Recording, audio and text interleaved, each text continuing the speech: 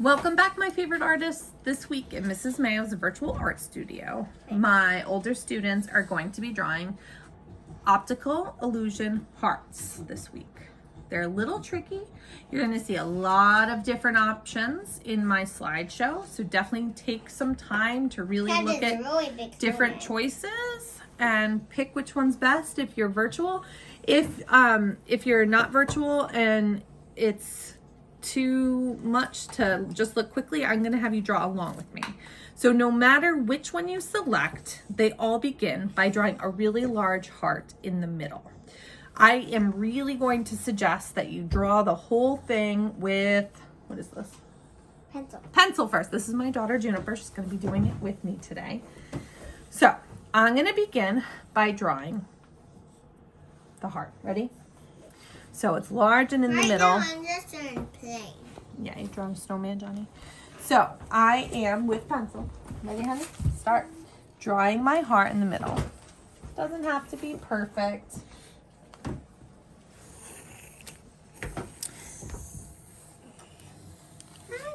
Hey, Junie, that's great.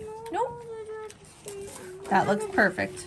No, it doesn't need to be a straight line yet. We're not there yet. And notice mom made mistakes too. That's why we're doing it with pencil first. No big deal.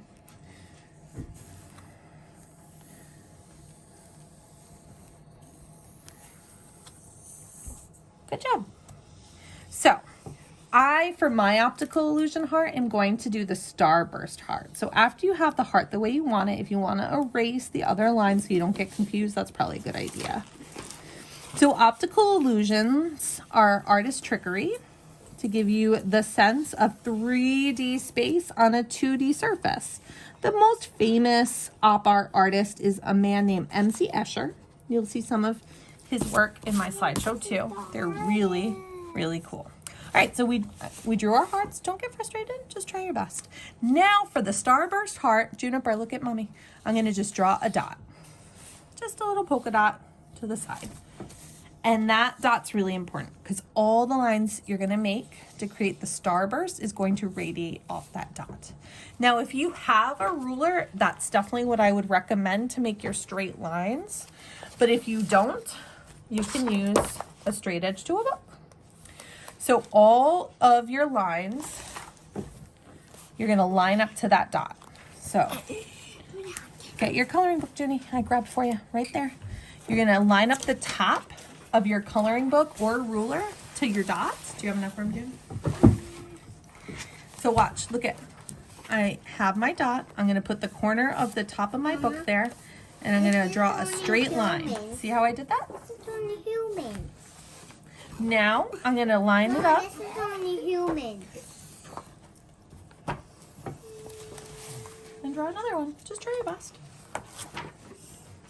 I'm going to draw another one. You haven't even tried. Mama. Yep. Do this? I don't know. Like that? I have no idea. Can we swap? Okay, we got to start over. Nope. So you're going to fill all around. Make sure you turn your page while you're working. You're going to, from that one point that you made, you're going to go around and make lines all the way around your paper, creating like triangles coming off of your heart. So right now it just looks like a heart with a bunch of triangles. And the next step is what's important. So you can use colors. If you do, I recommend using complementary colors or something similar that'll pop because it's the contrast that creates the optical illusion. I'm going to keep mine black and white. That's up to you. So to start, you just want to begin by coloring in one triangle. You could just do your favorite color in white. That would work too. Juniper, my daughter's picked her favorite color, and you could just do your favorite color and white, and that would also create the optical illusion. Now your coloring really matters. You're going to notice I'm using crayon. That's totally fine. Marker would work with this really well too because it is, and I snapped the crayon. I was pushed down too hard. So the thing that's really important with this is once you color in that first triangle inside your heart, you stop at the edge of the heart. You don't want to color the whole triangle because that's what creates the optical illusion. The contrast of the black and the white give it the appearance of it popping off the page. So I have this. So now I know, because again, you switch off. So this one's colored in, so this is going to stay white. My next one is going to be white here, and this one I'm going to color in. Just like this. So you want to switch off almost like a checkerboard. And I find it really helpful to draw that top line first. So you're staying inside your lines and it's nice and neat. And again, remember coloring expectations, coloring inside your lines in the same direction, filling in all your white spaces. Hold on, bud, just a minute. Mommy's still doing her video.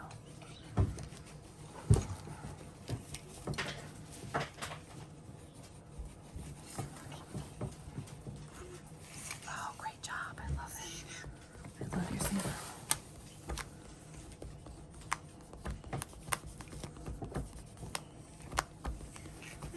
So I have that shape. So now I know I have to go in here. This is where it gets a little tricky. You're going to see there's that little bit of negative space. And now that I'm mentioning it, I'm remembering I didn't tell you about it. So your heart is the foreground or the positive space in your image. The background, the space around your heart, is the negative space. So your positive space and your negative space is definitely what you want to switch off, because that is what creates that illusion. So again, I like to color that outer part first. It helps me know what I'm coloring in and what I'm leaving blank. And actually, the more I think about it, you are welcome to do complementary colors. I will have that color information in the slideshow, but I think it's probably the best if you just pick one main color and do it with white, because that will be successful and that is just a little less work. I'm doing a happy one. I'm doing a happy one. I love that you're doing the happy one. Yeah, one. The love monster? Excellent. Can't wait to see it, Johnny. Mama, Mm-hmm. what's after? His ears, his triangle ears. Good job, buddy. So there I have that. So my next one, the negative space, is going to be black. So I'm gonna come around here Your dots. and color Mama, what's next? the top. And you can see it's almost already starting to really hurt my eyes to look What's at. after?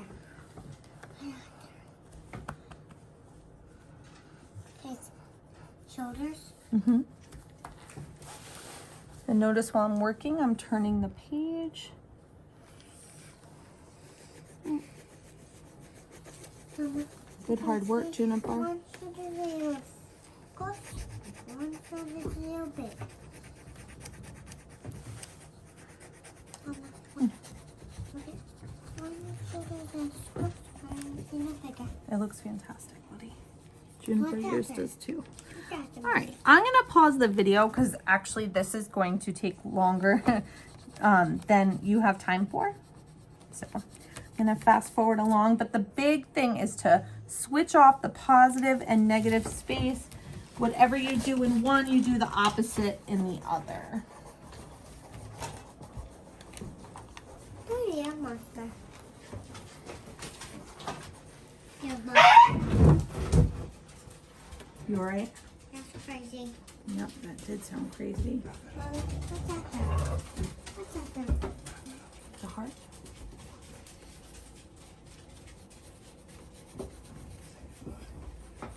All right. How do you fast forward?